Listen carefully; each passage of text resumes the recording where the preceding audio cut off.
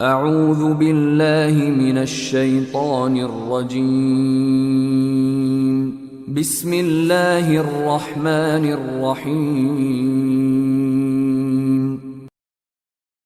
أو كالذي مر على قرية وهي خاوية على عروشها قال أنى يحيي هذه الله بعد موتها فأماته الله 100 عام ثم بعثه قال كم لبثت؟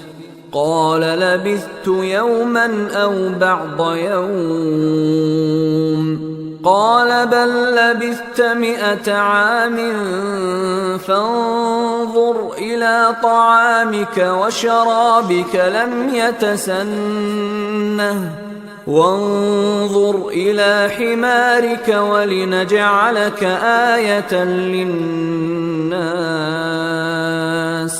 وانظر إلى العظام كيف ننشزها ثم نكسوها لحما فلما تبين له قال أعلم أن الله على كل شيء قدير.